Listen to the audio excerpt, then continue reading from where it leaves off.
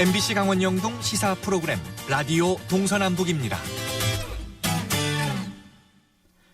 올해는 벼 나달이 여무는 시기에 연이어 두 번의 태풍이 왔었죠. 농사 잘 지어놓고서 쌀 생산량이 줄어들까 농민들의 마음은 타들어갔습니다. 그런데 이 우려가 현실이 됐습니다. 지난 15일 통계청이 발표한 2019년 쌀 예상 생산량 조사 결과에 따르면 올해는 지난해보다 2.3% 줄어든 377만 9천 톤 정도가 생산될 거라고 합니다. 이 정도면 39년 만에 가장 적은 양인데요. 혹시 쌀 생산량이 소비량에 비해 적어서 쌀값이 오르게 되는 건 아닐지, 아니면 정부에서 쌀 수입량을 늘릴지 자세한 이야기를 좀 들어보겠습니다. 전국 쌀 생산자 협회 정학철 정책위원장과 이야기 나눕니다. 안녕하십니까? 네, 반갑습니다. 정학철입니다. 네, 통계청의 발표에 따르면 쌀 생산량이 39년 만에 최저치라고 하는데요. 그래서 직접 농사를 지은 농부들은 이렇게 줄어들 걸 예상을 하셨을까요? 일단은 통계청 발표가 있었는데요. 통계청 조사 시기가 9월 15일자로 조사한 내용입니다. 그래서 네. 태풍 타파나 미탁이 반영이 안 된 것이죠. 그래서 예상 생산량이 한 2.3% 줄었다고 하는데, 현재 강원도 같은 경우는 수확이 마무리 단계이고, 또 한참 수확이 진행 중인 전라도나 경상도를 물어보면 통계청보다는 훨씬 더 많은 수확량이 줄 걸로 예상을 좀 하고 있습니다. 네. 그러니까 태풍 피해가 반영이 안 됐는데도 불구하고 39년 만에 최저치라는 거네요. 네네, 그렇습니다. 네. 그럼 올해 정도의 이 생산량이면 글쎄 소비량에 비해서는 어떤지도 좀 궁금해요. 쌀이 모자라는 상황은 아닌가요? 일단 해년마다 통계청에서 발표하는 게 쌀 생산량도 있지만 소비자들이 얼마나 소비할 건지 예상 수요량도 좀 발표를 하는데요. 네. 이번에는 380만 톤 정도 국민들이 소비할 것이라고 예상을 하고 있습니다. 이제 통계청이 발표한 생산량은 378만 톤 정도 되는데요.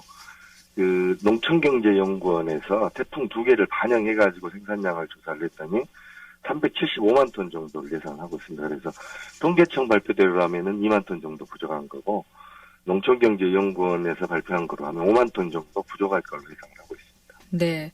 사실 우리나라 사람들에게 쌀은 없어서는 안 될 아주 중요한 식량이잖아요. 네. 지금 2만 톤, 5만 톤 이렇게 쌀이 모자라게 되면 쌀값이 너무 오르거나 하지 않을까 걱정인데요. 이렇게 모자란 부분은 어떻게 해결을 하나요? 일단 쌀값이 일정 정도 오를 거는 다들 예상을 하고 있는 상황인데, 폭등 정도까지는 가지 않을 것으로 봅니다. 네. 특히 이제 정부에서는 해년마다 농민들에게 직접 벼를 매입해가지고 공공비축이라는 제도를 통해서 지금 보관을 하고 있습니다. 그래서 신곡으로는 부족할 수 있으나, 이제 작년에 생산했던 쌀을 일정 정도 방출하면은 적정선에서 좀 유지할 수 있을 거라고 생각을 합니다. 근데 저희 농민들 입장에서는 이제 쌀 생산량도 감소하고, 그럼에도 불구하고 또 값도 하락하고 있는 상황이라 더 이제 답답한 마음이 있습니다. 네. 혹시 이렇게 쌀이 부족하다고 해서 외국에서 수입량을 늘리거나 이런 경우는 없나요? 일단 저희가 이제 식량 자급률이 24% 정도 수준인데, 쌀을 제외하면 5%입니다. 근데 쌀만큼은 100% 정도 자급을 하고 있는 상황입니다. 근데 이제 해년마다 의무적으로 쌀을 41만 톤씩 수입을 하고 있습니다. 이 수입쌀이 재고로 계속해서 남아서 이제 있는 상황인데, 수입까지 늘릴 상황은 아니고, 수입은 이제 의무적으로 하는 내용 외에는 늘리지는 않을 것으로 보고 있는 상황입니다. 네. 그러니까 우리가 쌀 시장을 외국에 계속해서 내주고 있다거나 식량을 외국에 의존해야 하는 그런 상황까지는 없을 가능성이 크네요. 쌀에 대해서만큼은 그렇다는 겁니다. 다른 네네. 식량은 이미 자급률이 쌀을 제외하면 5%의 자급률밖에 되지 않기 때문에 네. 대부분 이미 이제 내줬다는 상황이죠. 그렇군요. 올해는 또 태풍 때문에 쌀 생산량이 줄었는데 지난해까지는 좀 쌀이 남을까 봐 쌀값이 너무 떨어지지 않을까 걱정을 했거든요. 우리나라 쌀 생산 농가 또 쌀 생산량 적정하다고 생각을 하시나요? 일단은 농사가 참 어려운 것이 하늘이 짓는다는 말이 있지 않습니까? 네. 이제 적정 면적이 어느 정도 되는 건지는 산출은 가능하나, 거기에서 생산량이 얼마나 될지는 사실 예측 불허인 것이기 때문에, 그래서 이제 정부나 저희 농민들 입장에서는 안정적으로 최소한 국민들이 먹을 양을 맞추기 위해서 노력을 하고 있습니다만은, 작년보다 저희가 면적은 1% 줄었는데 생산량은 통계청 발표로는 2%고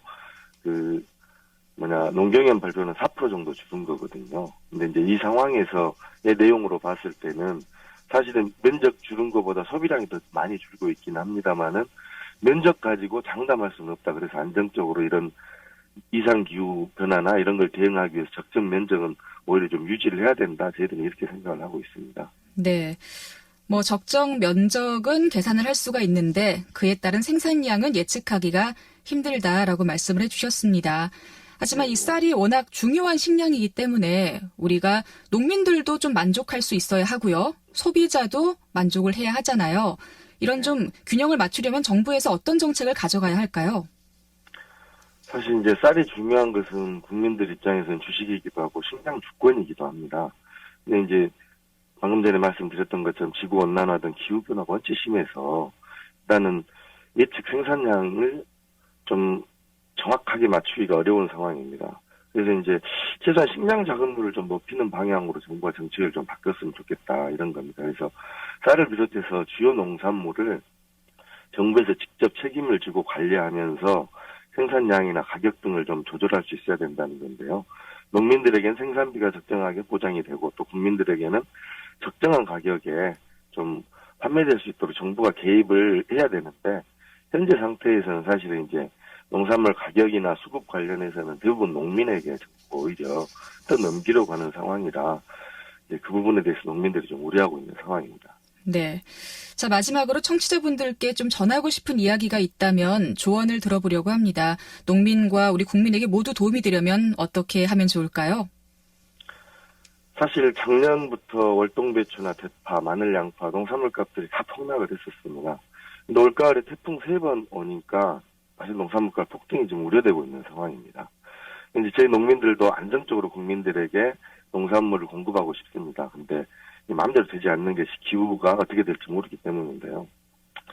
농민들 입장에서는 농산물 값이 폭락하거나 폭등하는 걸 다 원하지 않습니다. 사실 폭락하게 되면 생산비도 못 건지고 그래서 빚을 떠안게 되는 경우가 많고 폭등하게 되면은 수확량이 줄었기 때문에 사실은 문제가 되고 일부 농민들을 제외하고는 대부분 사실 재정적으로도 어려움이 마찬가지인 거고요. 수입 농산물이 또 증가해서 내년에는 그 농산물을 재배하기가 좀 어려운 이런 곤란한 지점이 있습니다. 그래서 정부와 농민 그리고 국민들이 함께 이 농업에 있어서 애정을 좀 가지고 우리 국민들에게 안정적인 농산물을 안정적으로 공급할 수 있도록 같이 좀 노력하고 또 농민들의 어려움을 우리 국민들께서 많이 좀 이해해 주셨으면 좋겠습니다. 저희들도 더 노력하겠습니다. 네.